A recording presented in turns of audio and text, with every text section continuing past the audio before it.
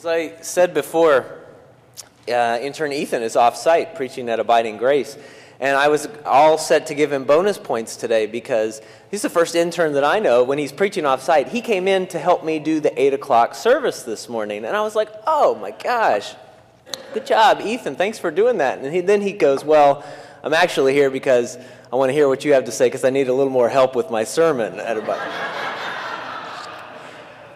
So I said, well, Ethan, as one who has been proclaimed ignorant, don't expect much. So that got him back a little bit there. But that made my day. It really did. You know, sometimes you have those moments. They just make your day. They make you smile. Nothing's going to bring you down. And then I'm thinking about that. We're going into this season of Thanksgiving and Advent cheer. And I wonder, why do we have this reading, this apocalyptic reading of destruction and things tearing down? It doesn't seem to fit the season that our church is gearing up for.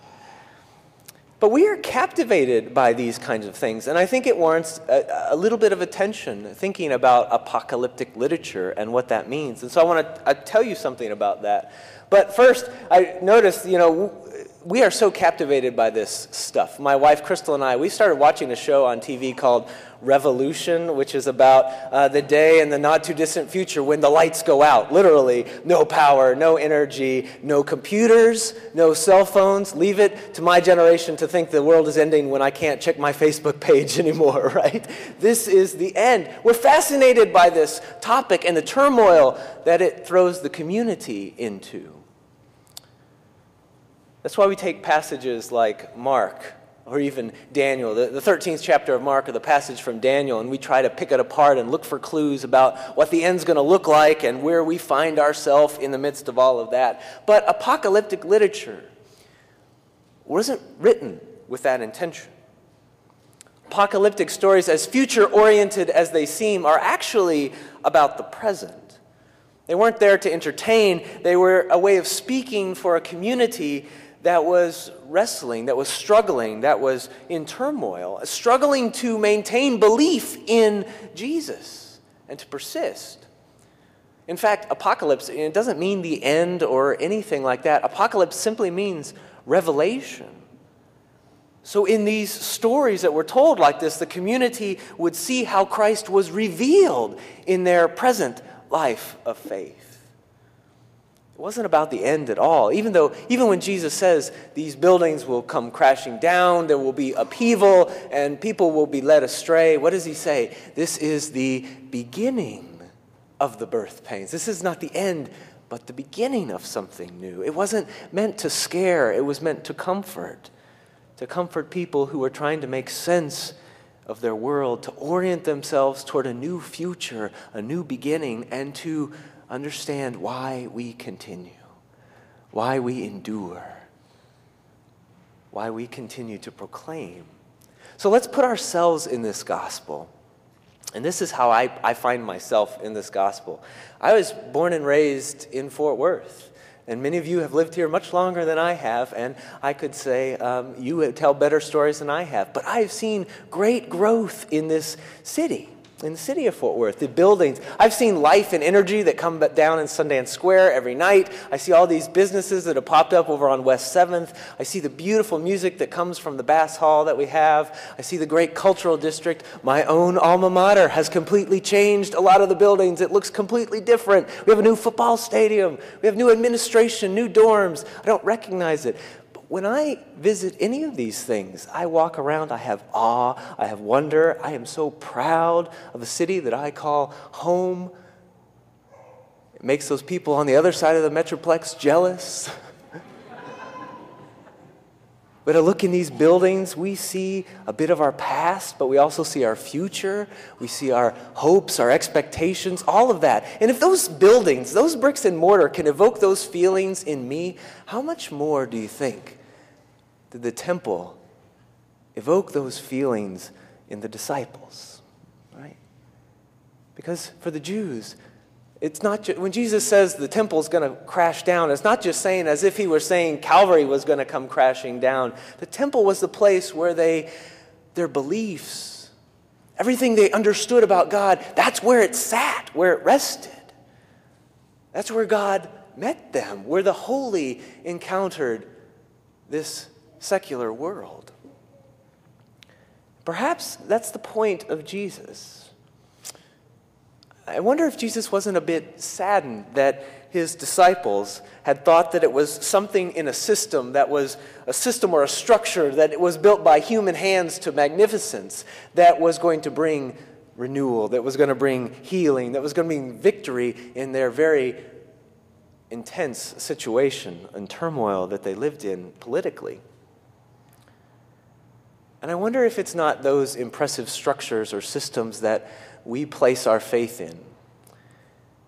Maybe we place our faith in those structures and then we sit back and allow the system to just do the work for us. Maybe it's that needs to come crashing down for us to help us move out there, to use our hands to share God's heart with the world. Because God is up to something beyond what we can see, and calls us to be a part of it, to be attentive to God's work in the world that often is shown through our hands. And this I think, is faith. Because faith isn't a destination that we arrive at in a moment when all the power goes out. It's a road. Faith is a road.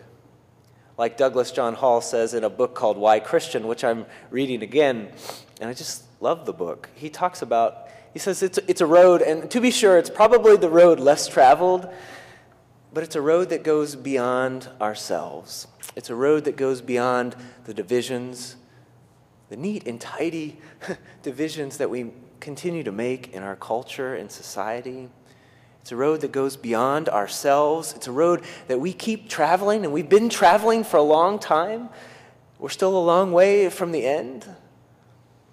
But it's a road that's never boring.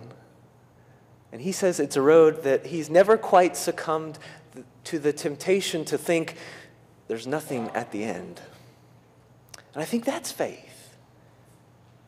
To live with joy and confidence, knowing that God has revealed God's grace and mercy to us and to the world in the life, death, and resurrection of Christ. And knowing that love, we can't help but share that with others.